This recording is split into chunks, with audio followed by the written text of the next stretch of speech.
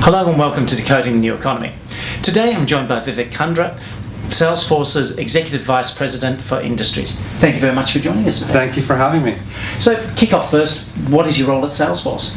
So I'm responsible for our strategy as we go to market by industries, focused on what we're doing in whether it's healthcare, financial services, auto manufacturing industries, and really making sure that we're listening to our customers, we're providing meaningful solutions that solve some of the toughest problems in those industries. Now, you came from the US government. You were the CIO there. What was the change like moving from the US government to Salesforce? I think if you look at the work that I'm doing at Salesforce, I still remember my first day on the job, and even today I feel the same sort of spirit. I feel like a kid in a candy store. The industry that we're part of is going through massive transformation, and at the tip of that transformation is this third wave of computing. When you look at what's happening with mobile, with social, with cloud computing, and Salesforce is at the vanguard of driving that transformation. And I'm fortunate to be a part of a company that's helping transform these industries and making sure that our customers are able to compete in the global economy and are also able to welcome their customers to the future. Right. Now, one of the things that strikes me with that third wave of computing, with the Internet of Things or the Internet of the Customer or whatever we term it, is that you're generating huge amounts of data. How do you see companies and organisations dealing with that? So data is actually at the base of what your organization is doing, and I think every industry that you look at is going through the fundamental transformation as the entire planet gets instrumented. Just think about the number of people that actually have mobile devices today, and the forecast around 5 billion people on the planet with smartphones. Yeah. And you look at the population of the world, it's about 7 billion people on the planet. So even a mobile device that's being leveraged for whether it's social like Facebook or Twitter, people are constantly broadcasting their dreams, their aspirations, their grievances, and that data that's being generated, coupled with data that's being generated from sensors, right? How do you look at intelligent transportation systems or telemetry around healthcare? What's important about that is not just the fact that all this data is being generated, but how do you take that data, turn it into information, and that information into deep insights? So what does that data really mean? So if you look at what Salesforce is doing, for example, when it comes to the Marketing Cloud, we're able to slice and dice and cube that data and provide meaningful insights to whether it's chief marketing officers or chief executive officers to make intelligent business decisions. And I think across every single sector of the economy, the central question moving forward is going to be around, what does this mean for my customers? How do I connect with those customers in a meaningful way? How do I look at that data and make sure that you're providing real-time, in-context insights and services to the people that you serve? Right. So you travel the world talking to customers about this. What do you see the different regions doing with the data? How are they using it differently? Well, you look at the transformation in healthcare, for example, where most systems around the world are fundamentally shifting away from technology that in the last 4 decades, 40 years, was primarily used to optimize supply chains, was used primarily to build out ERP systems. And now what's happening is the big shift is toward the front office. So in the healthcare system, it's not just about patient engagement, where you're seeing a massive change, but it's also about looking at devices and making sure that they're connected. So if you get a knee replacement, is your knee IP enabled? And is the knee communicating and saying, when it needs, whether it's maintenance or fine tuning? And how does that connection enable a physician to provide better care? When you look at some really, really interesting stuff around public policy, if you think about just instances of asthma, and now you have inhalers that are IP enabled. So when somebody uses an inhaler, you can geocode that and figure out why is it that in a particular part of the country you're getting more instances in another part of the country. Is it because the air quality is poor? Yes. Is there because there haven't been enforcement actions when it comes to the environment? So it's fundamentally changing whether it's public policy or the delivery of healthcare itself. So with healthcare, that's a good example of an area there where there's real privacy concerns, and that's probably one of the reasons why we haven't seen data picked up that much in a lot of the areas.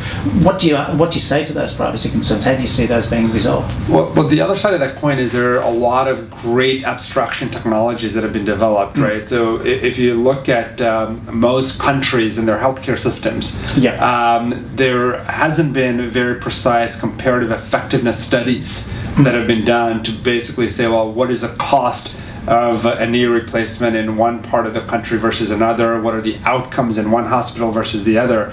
And if you're to release that data and make it public and do it in a rural part of the country, you may be able to identify an individual.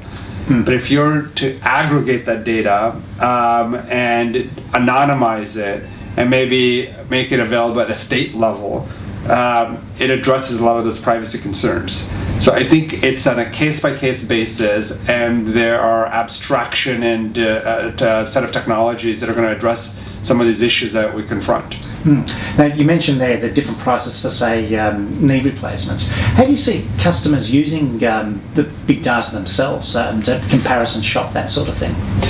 If you look at the power that you have in your hands when you're holding a mobile device, it's essentially a dashboard and a remote control to your life, right? We're seeing all sorts of companies that have been created and are creatively destroying old industries, where now you can use your mobile device, click on a button, and a cab will show up, pick you up, and it's a cashless transaction. Yeah. Or, in my case, for example, I've got a Nest thermostat in my home, and I can control the temperature. I can actually see how much energy I'm using versus my neighbors versus the entire country, and how to optimize when it comes to energy efficiency. You can conduct all your banking online. You can connect with your physician online and look at when your appointments are, but more importantly, how you're doing as far as the number of steps you've walked, if you should be walking more, or if you should go to the gym now based on the regimen that you've signed up for. So this Internet of Things, it's allowing you to connect your health, your wealth, your assets in ways that were structurally impossible in the past. And not only that, but you also have the ability now not only to get the data and the deep insights, but to act on them. The ability to turn up or down the temperature in your home, the ability to transfer money in your account, the ability to connect with your doctor and get advice on a real-time basis. Fundamental shift. And what that means for most companies is that their business models are going to be transformed. They're going to require new business models when we're looking at this new world around the Internet of Customers, as we call it. Now, you mentioned the mobile there. We've now seen the $25 smartphones being mooted. How do you see that changing in markets like South Asia, Africa, and so on? Well, if you look at those markets today, and you look at the penetration of mobile devices, it's going to fundamentally redefine those economies, whether it's micropayments or whether it's even the delivery of whether it's government services or new models of commerce. So I was in Haiti recently, and what was really, really interesting in Haiti, for example, is that the prime minister there is looking at fighting corruption in terms of payments and how they're dispersed to the people that needed the most. Because you had so many people in between before they dispersed payments, they're now looking at mobile devices and saying, well, how do we deposit money directly into those accounts?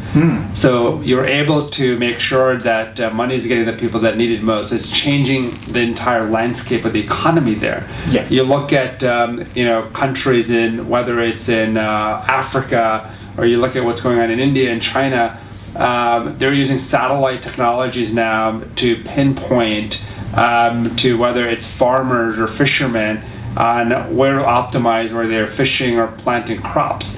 They're able to provide real-time information to people who are trying to sell, whether it's grains, the ability to be able to say, look, this is the price in the global market. Yep. So that the farmers aren't cheated of their profits because they have better access to information, insights and information to make better decisions, leading to better economic outcomes for those who are hit the hardest. Right. I think that's so exciting about this third wave of computing. So what's your advice to business leaders? How do they manage all of this data generated by the third wave of computing? Well, I would say that it's much more than just about the data.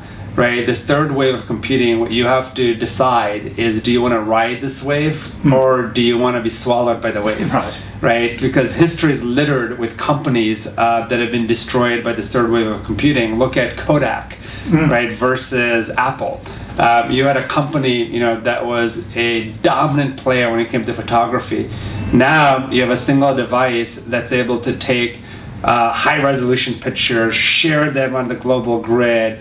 You have the ability to also post them on your social networks and collaborate in ways that other companies have ignored this third wave of computing.